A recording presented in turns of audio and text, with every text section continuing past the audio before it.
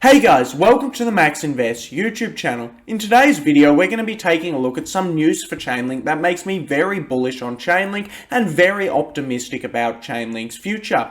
What we're doing is this week on the channel, we're doing Chainlink Week. So every single day of the week, we're doing a video on Chainlink surrounding Chainlink Smartcon, which happened from the 5th to the 7th of August. Yesterday's video marked the beginning of Smartcon. However, in today's video, we're going to be summarizing some more information that came out on day one of Smartcon, and this is very bullish and great for Chainlink. Of course, remember to subscribe to the channel because this will allow you to see all of the future and preceding videos surrounding Chainlink Smartcon, and remember, nothing in this video is financial advice. So let's get into some of the really bullish news that happened on day one of Chainlink Smartcon. Now, the first big bit of bullish news for Chainlink is that Chainlink had a guest speaker on for Smartcon, and this was Jonathan from Swift. Now, if you don't know what Swift is one of the biggest companies in the entire world. Swift is a company that is used by 12,000 banks worldwide, which is nearly every single bank in the world uses Swift, and it settles $5 trillion worth of value every day. Essentially, if you ever want to send money overseas, you will need to be doing this with Swift, and Swift essentially have a monopoly over this. So Swift is one of the biggest companies in the entire world, and they were having a discussion with Chainlink. Essentially, Jonathan from Swift and Sergey Nazarov, the founder of Chainlink, had a discussion about smart contracts and how traditional financial services can leverage blockchains and smart contracts. Jonathan from Swift said that he's very bullish on blockchain in general. He said he's quite bullish on smart contracts and especially digitalization of real-world assets. So this could be digitalizing things like gold, house deeds or stocks, and then sending it to someone else all over the world, which Jonathan seemed very bullish on and he thought Swift could use for themselves. Sergey Nazarov then had a little bit of a discussion with Jonathan as to how Swift and other traditional financial services can use the blockchain. Now, a lot of people in the cryptocurrency space say that decentralized finance is the future of the blockchain and we don't need big traditional finance companies like Swift. However, Sergey Nazarov actually disagrees with this point, and he did make it quite clear here. Sergey Nazarov seems to think that there will always be a role for traditional finance. He said Swift has private key infrastructure, interfaces, and a whole bunch of other things which they use to send digital commands and settle value.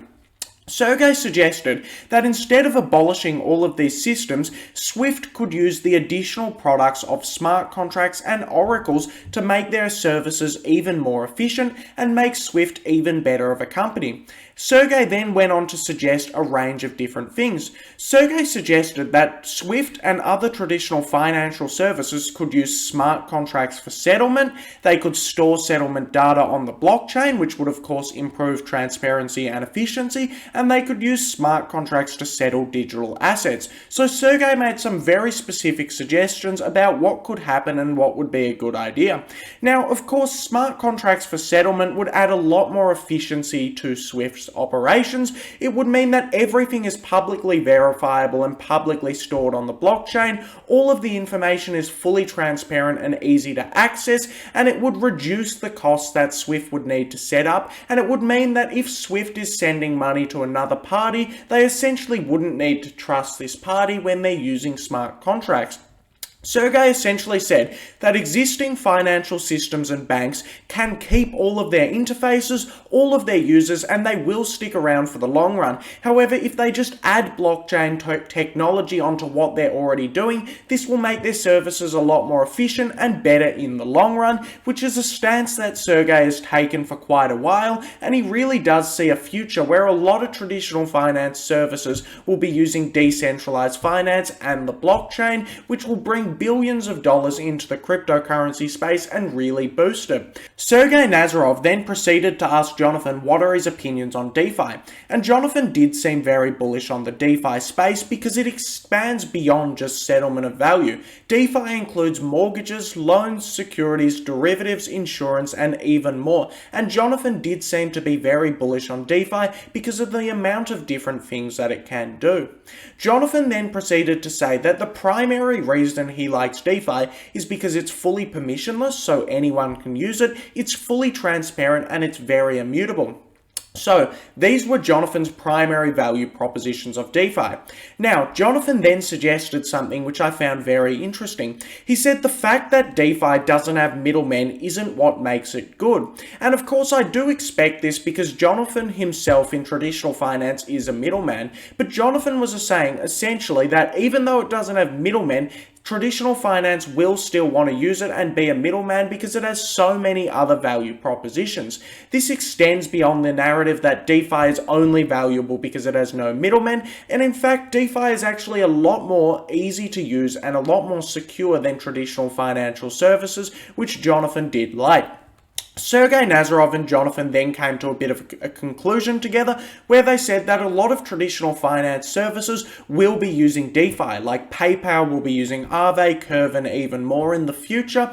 And as a result of this, many users will be using these traditional finance services which are using DeFi, and they won't even know that they're technically using DeFi because they're using it through traditional financial services, which I also did find quite interesting. So, that's the end of the Swift discussion. Chainlink founder Sergey Nazarov and Jonathan from Swift did not actually announce a partnership. However, based on the discussion, I can tell that Swift is likely, very likely going to be using blockchain products very soon. Sergey Nazarov is on the board of Swift and he's presented there many times, and apparently the people at Swift really do like his work and are very excited about blockchain. Essentially, when Swift starts using the blockchain, I can see Chainlink going parabolic because this will probably be one of the biggest fundamental pieces of news for Chainlink when one of the biggest companies in the entire world is using Chainlink. The next big bit of news from the Smartcon event is that Sergey Nazarov is essentially donating $100,000 to someone who can make the best sensor-resistant on-chain inflation data feed. Now, what Sergey Nazarov wants someone to do as a little bit of a challenge is he wants someone to make a big dashboard on a blockchain or on the cryptocurrency which essentially says what the government is doing to the money supply and what inflation actually is. They essentially said that they don't like government statistics like CPI, and they do think that inflation is being heavily understated right now, so they want an individual to go off and make the best inflation dashboard, to which they will reward if they can do this. I do think this is pretty cool, and they do think there's a huge use case for an inflation dashboard on the blockchain, and they think this will make things a lot more transparent, which is quite interesting to see. Now, the next big bit of news is that Swisscom are essentially becoming a part of the Chainlink network. Essentially, Swisscom is a company from Switzerland which is one of the biggest IT companies in the world. And what Swisscom want to do is they want to provide Chainlink with a range of other IT and technology data. So Swisscom are essentially going to be running a Chainlink node, and Swisscom will be providing a ton of data to the Chainlink blockchain.